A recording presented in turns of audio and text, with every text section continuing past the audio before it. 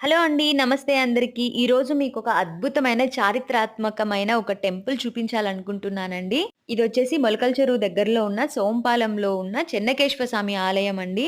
చాలా బావుంటుంది ఈ ఆలయము. ఇదొచ్చేసి ధ్వజస్తంభము. ఈ ఆలయానికి చాలా పెద్ద చరిత్ర అయితే ఉంది. లోపలికి ఎంట్రన్స్ ఇది. ఎంటర్ అవ్వగానే మనకొక పల్లకీలాగా కనిపిస్తుంది. ఇక్కడేంటంటే తురకదండు దాడి చేసినప్పుడు ఇక్కడ ఈ విగ్రహాలన్నీ పగలగొట్టేశారనమాట. మొత్తం దేవుడి విగ్రహాలన్నిటిని చాలా వరకు పగలగొట్టేశారు. అన్నీ చాలా ముక్కలుగా అయిపోయాయి చూడండి. అన్ని విగ్రహాలనైతే పగలగొట్టారు. కానీ చెన్నకేశవ స్వామి విగ్రహాన్ని మాత్రం టచ్ చేయలేకపోయారంట.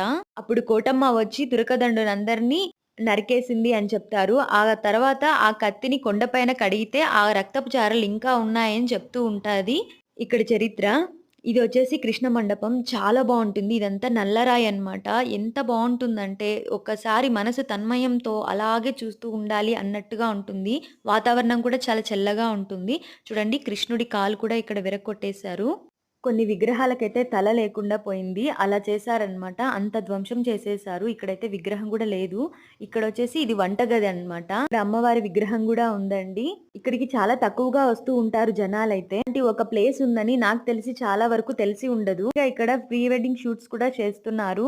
లాస్ట్ టైం మేమొచ్చినప్పుడు బెంగుళూరు నుంచి వచ్చి ఇక్కడ ప్రీ వెడ్డింగ్ షూట్ అయితే చేస్తూ ఉన్నారు. ఇంతవరకు ఈ ఆలయం చూడకపోతే తప్పకుండా అయితే విజిట్ చేయండి. ఫోటో షూట్స్‌కి కూడా లొకేషన్ చాలా బావుంటుంది. తప్పకుండా ట్రై చేయండి. ఆలయ చరిత్రను నేను లాంగ్ వీడియోగా తీసి పోస్ట్ చేస్తాను. వీడియో నచ్చితే లైక్ చేసి సబ్స్క్రైబ్ చేసుకోండి.